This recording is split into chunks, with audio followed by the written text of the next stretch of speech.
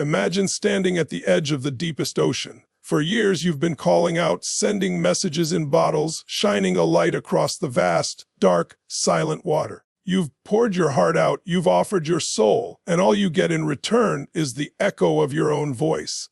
The silence is deafening.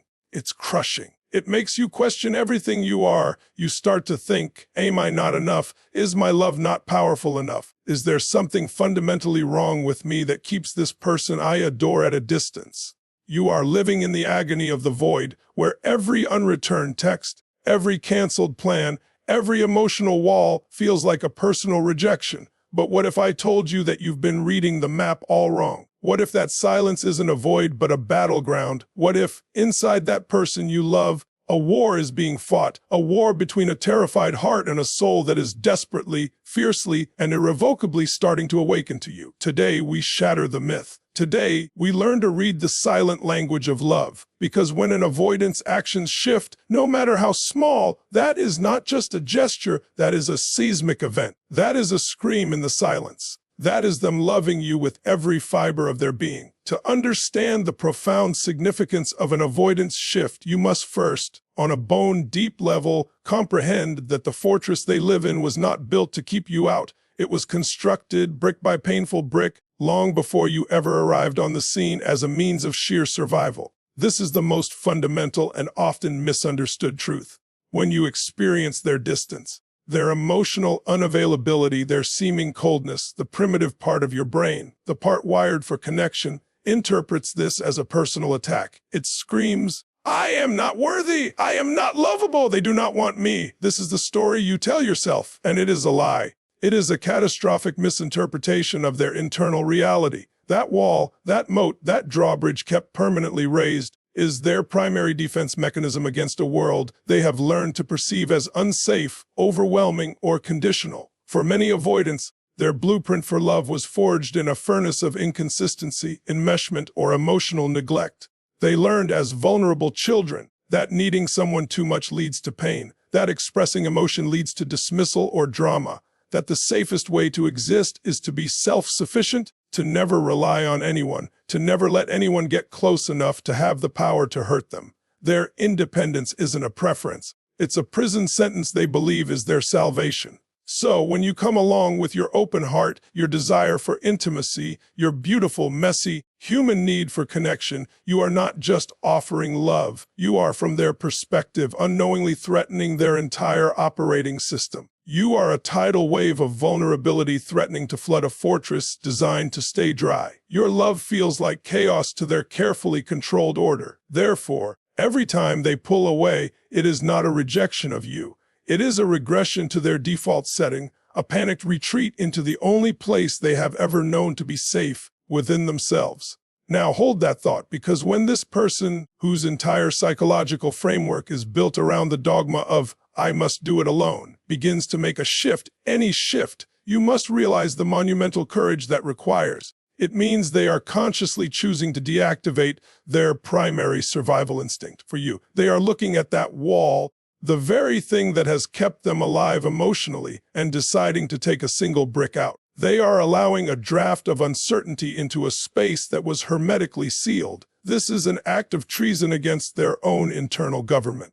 It is the ultimate trust exercise. They are not just offering you a piece of their time or attention. They are offering you a key to the very fortress they swore they would never leave. They are betting their emotional safety on you. So, when you see that first crack, that first moment of lower defense, do not dismiss it as too little. Do not measure it against the grand gestures of a securely attached person. Measure it against the immense, terrifying weight of the fortress wall itself. That small gesture is heavier, more significant, and more saturated with love than 1,000 I love yous from someone who says it freely. It is the beginning of their greatest battle, the battle to choose love over safety, to choose connection over isolation, and to finally, after a lifetime, believe that the risk of being shattered might just be worth the reward of being truly seen. In a world addicted to the grand gesture, the dramatic airport confession, the lavish public proposal, the overwhelming flood of affection, we have been brainwashed into believing that love is measured in decibels and dollar signs.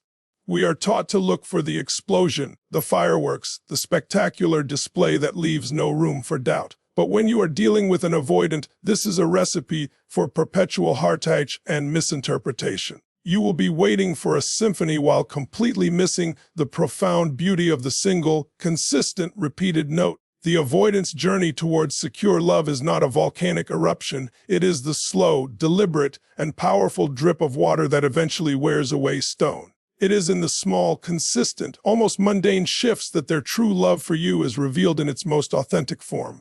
A grandiose, over-the-top gesture from an avoidant can often be a form of love bombing, an intense but short-lived burst of connection that serves to discharge their own anxiety or meet a temporary emotional need, only to be followed by the inevitable withdrawal. It's a flash in the pan, a spectacular firework that lights up the sky for a moment and then leaves you in deeper darkness. The real transformation, the genuine shift, is far less cinematic but infinitely more powerful. It is the fact that they text you good morning, not just once when they're feeling euphoric, but day after day, even on days they feel closed off. It is that they now consistently show up for the weekly date night they used to dread or find an excuse to cancel. It is that they remember you like the window seat and, without fanfare, leave it for you. It is that they ask, "How was your day?" And for the first time, they actually listen to the answer, not just as a formality, but as a genuine inquiry into your world. This consistency is their love language because it requires sustained effort. It requires them to fight against their core programming of disengagement day in and day out.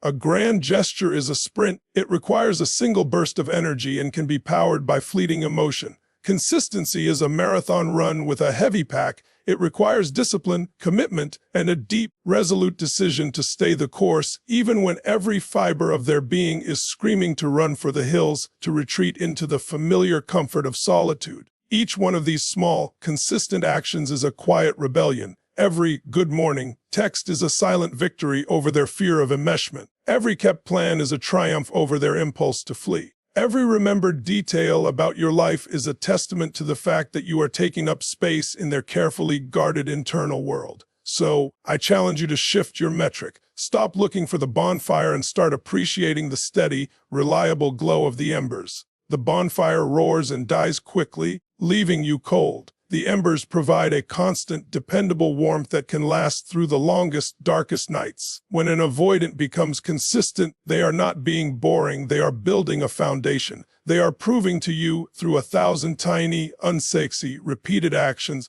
that you are worth the constant battle against their own nature. They are building a new neural pathway, one small brick at a time, where the road used to lead only to escape. That consistency is the most profound and trustworthy declaration of love they can possibly make. It is their way of saying, "I am not just visiting.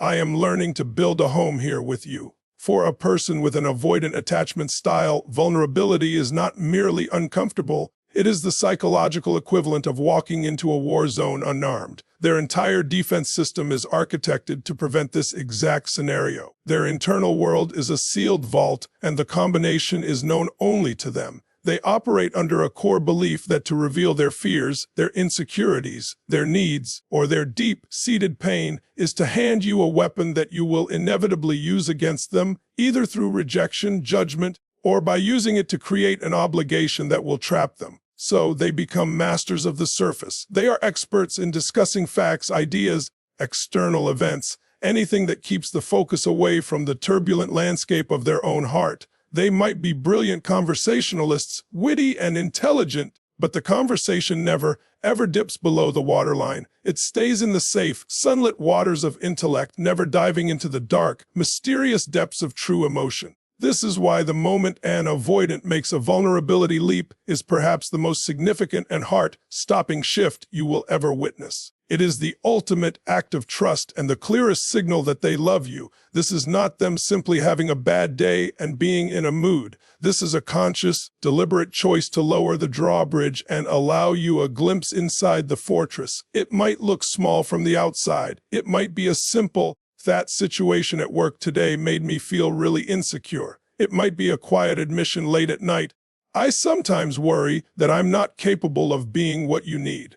It might be them sharing a memory from childhood that hurt them, a dream they are afraid of failing at, or a part of themselves they feel deep shame about. Do not, for 1 second, measure the size of this admission. Measure the chasm they had to cross to voice it. In that moment, they are overcoming a lifetime of conditioning. Their body is literally screaming at them to shut down, to retreat, to make a joke, to change the subject. But they override that primal alarm system. For you, they are looking their greatest fear, the fear of being seen and deemed unworthy, directly in the eye, and they are choosing to trust you with the view. When this happens, your response is critical. This is their ultimate test of your safety. If you minimize it, oh, don't be silly.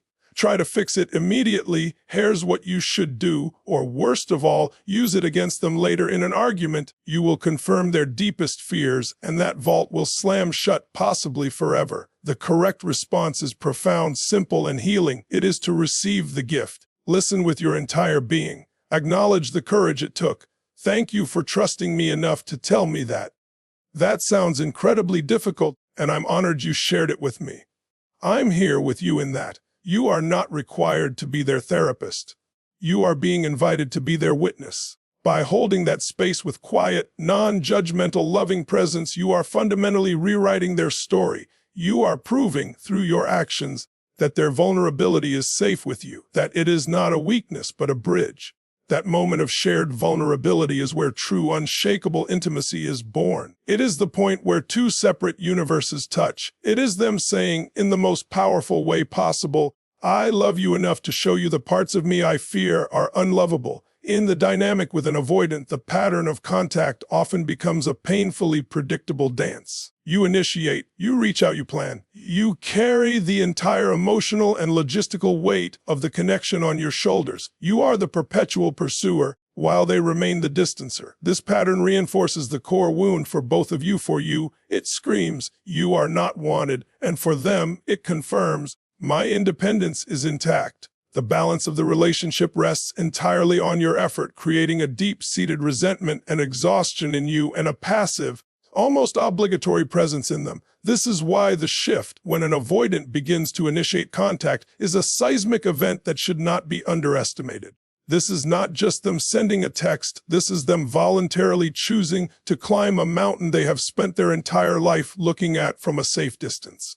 For the avoidant, initiation is fraught with psychological peril. To initiate is to admit a need. It is to acknowledge a desire for connection. It is to risk rejection. Their entire framework is built on the illusion of not needing anyone, so to pick up the phone and text you first is to shatter that illusion. It is an active step into the vulnerability of wanting. They are putting themselves in a position where they can be ignored, where their offer can be declined, where their presence can be deemed unimportant. This is terrifying for them, so when you see that notification pop up with their name on it, and it's not in response to something you sent, recognize it for what it is, a flag planted on the summit of their fear. It might be a simple, how's your day going? It might be a meme that reminded them of you. It might be a call to ask a simple question. The content is irrelevant. The action is everything. In that moment, they are consciously breaking the old pattern. They are moving from a passive object in your life to an active subject in the relationship. They are investing their own energy to fuel the connection, which means they are starting to see it as something valuable, something worth fighting for, something they have a stake in. This shift from passive to active is one of the most significant indicators that their love for you is moving them from a place of fear to a place of conscious choice. They are no longer just tolerating your presence in their life, they are actively seeking it out. They are building a new neural pathway that says, connection is not a threat, it is a source of comfort, and I am allowed to move towards it. This is them beginning to rewrite their own story from the inside out.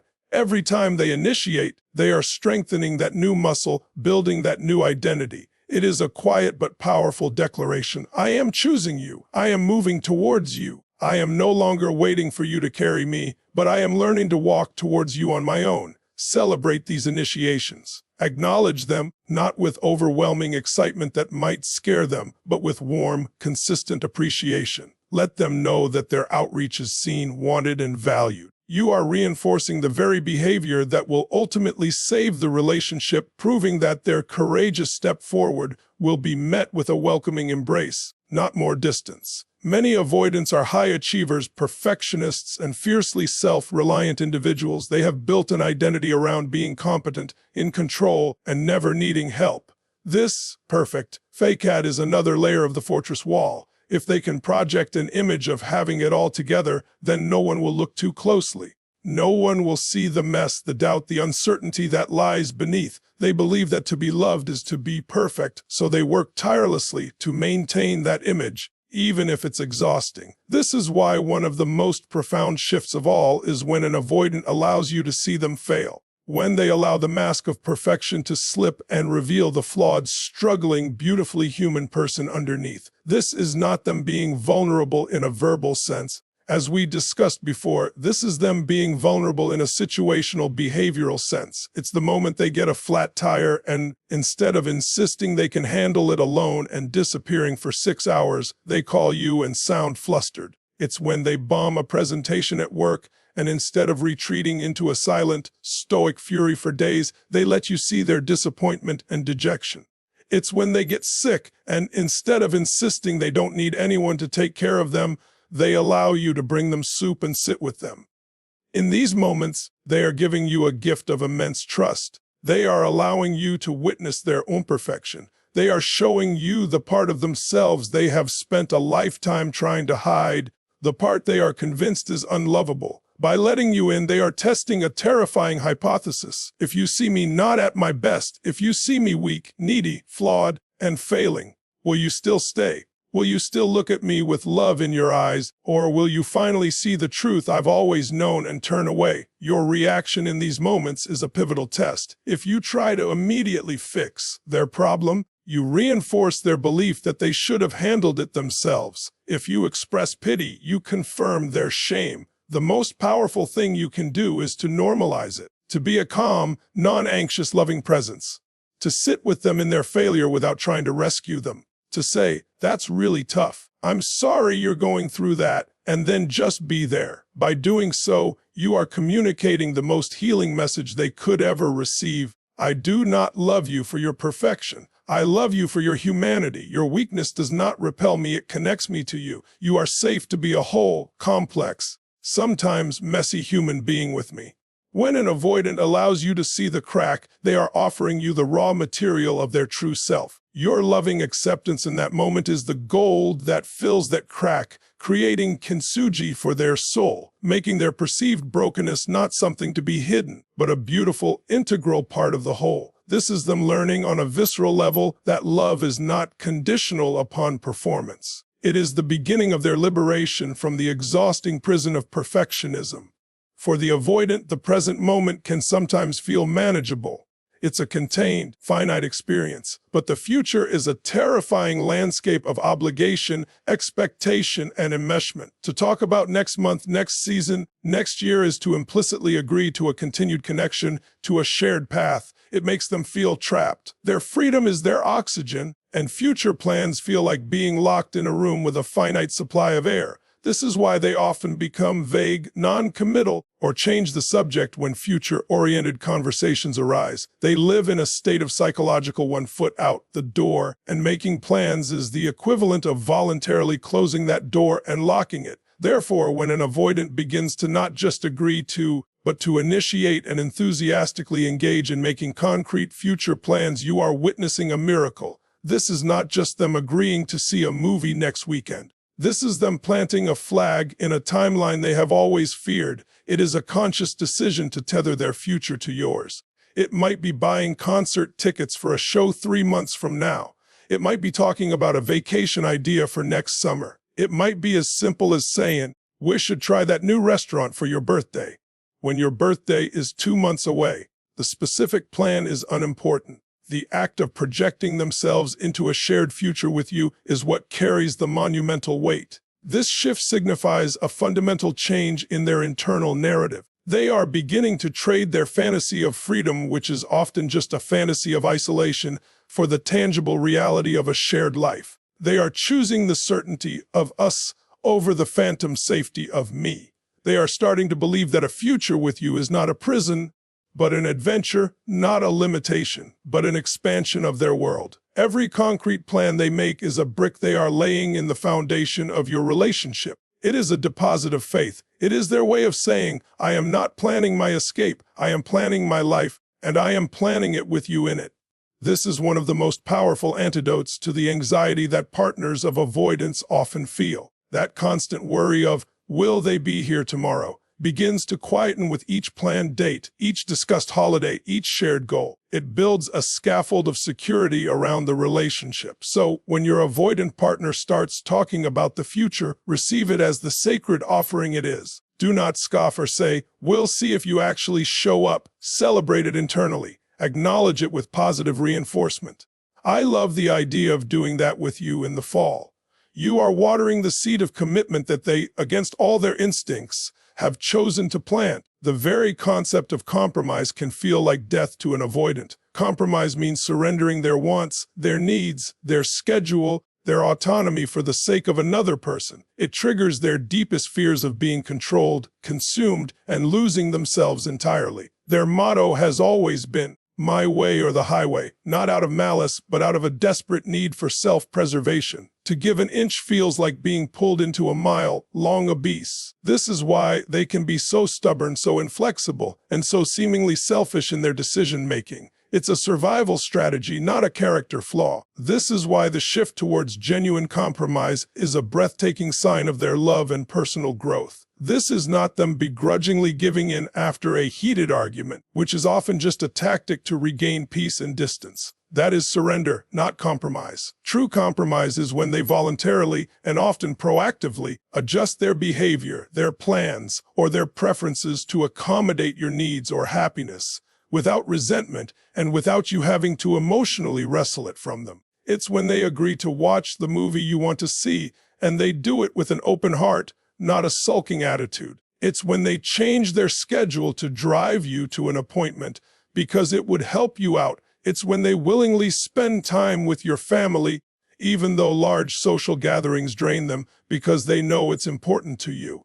In these moments, they are performing a profound act of love. They are demonstrating that your happiness has become integrated into their own decision-making matrix. They are proving that the relationship is no longer just about them meeting their own needs for space and independence. It is now a shared entity whose health and happiness matter to them. They are learning, perhaps for the first time, that compromise is not a loss of self, but an expansion of self to include another. It is the practice of we. Every time they choose to compromise, they are building a new muscle. They are learning that bending does not mean breaking, that considering another person's needs does not erase their own, that a relationship is not a zero-sum game where one person wins and the other loses, but a collaborative dance where both parties can have their core needs met. This shift is a direct result of them feeling truly safe with you. They are starting to trust that if they give a little, you will not take everything. That if they accommodate you this time, you will not come to expect it as a permanent surrender of their autonomy. When you see this happening, it is crucial to acknowledge and appreciate it. Thank you for doing that. It really means a lot to me. This positive reinforcement tells them that their effort was seen and valued, making it more likely to happen again.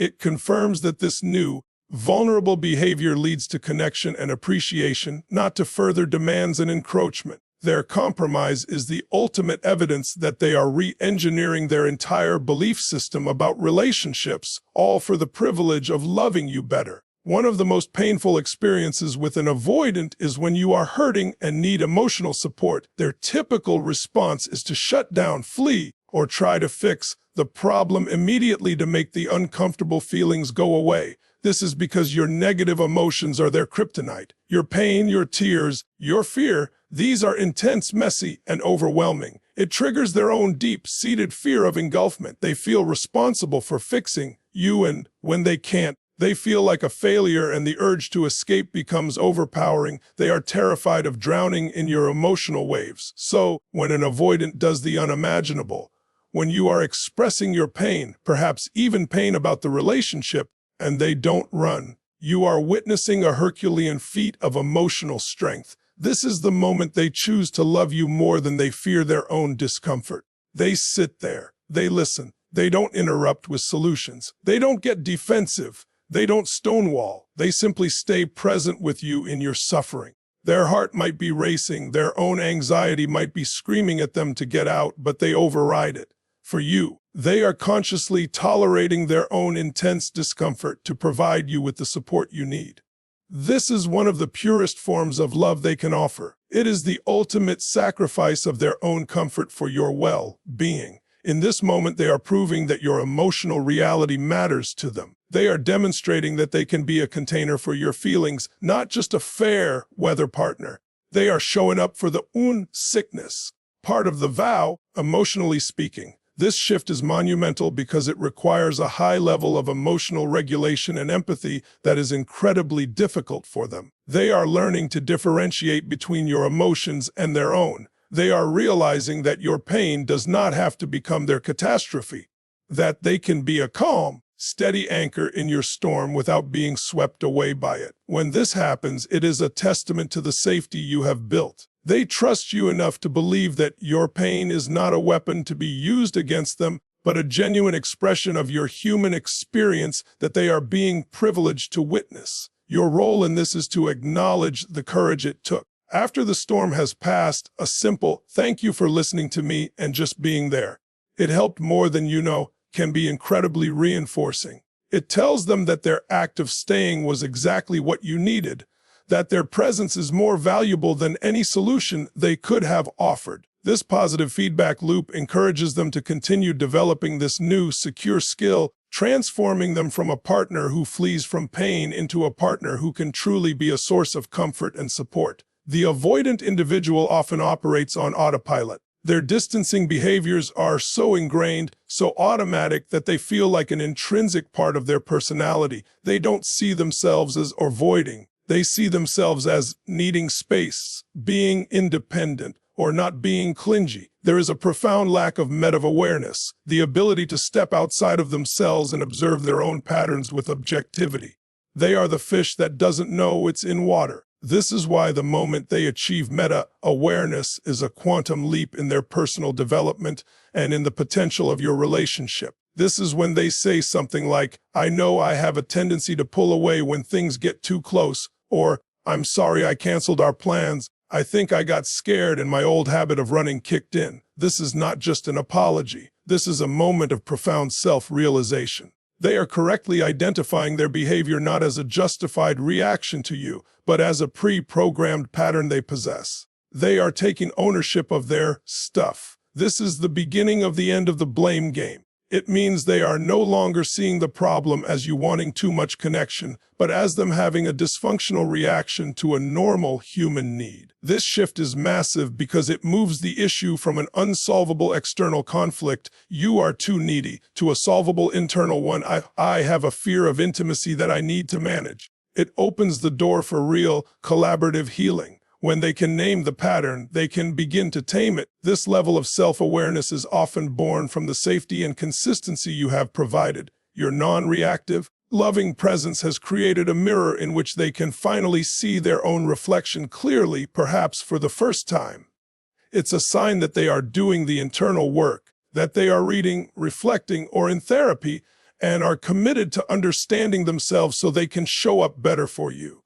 When they share these insights with you, receive them with grace and support. "I really appreciate you sharing that with me. It helps me understand." Do not use it as ammunition. This is their most vulnerable offering, the acknowledgement of their own brokenness. By accepting it with love, you are solidifying your role as their ally in healing, not their adversary in battle. After learning all of this, after seeing the shifts and understanding the profound courage behind them, there is one final, critical point you must integrate into your very soul. You must understand your role with razor-sharp clarity. Your role is to be a safe, loving, consistent, and appreciative harbor. Your role is to provide the conditions in which their seeds of change can grow. Your role is not to be their therapist, their savior, or the general contractor of their emotional renovation. The hard internal work of rewiring their attachment system is theirs and theirs alone to do. You cannot do it for them. You cannot want it more than they do. This is the delicate balance of loving an avoidant who is shifting. You must hold the space without filling it. You must encourage without demanding. You must appreciate the progress without taking credit for it. The moment you start trying to manage their healing, pointing out every backslide, or giving them a report card on their progress, you have stepped out of your role as a partner and into the role of a manager. This will trigger their resistance and fear of control, undoing all the beautiful progress you've witnessed. Your job is to focus on your own well-being, to maintain your own life, your own hobbies, your own friends. This is not a game. It is the ultimate act of self-respect and the thing that makes you most attractive to them. A secure, whole, and independent you is the greatest catalyst for their change. It models the very health you hope they will achieve. It shows them that two whole people can come together without losing themselves. So love them, celebrate their shifts, but release the outcome. The love they are showing you through their changing actions is real and profound.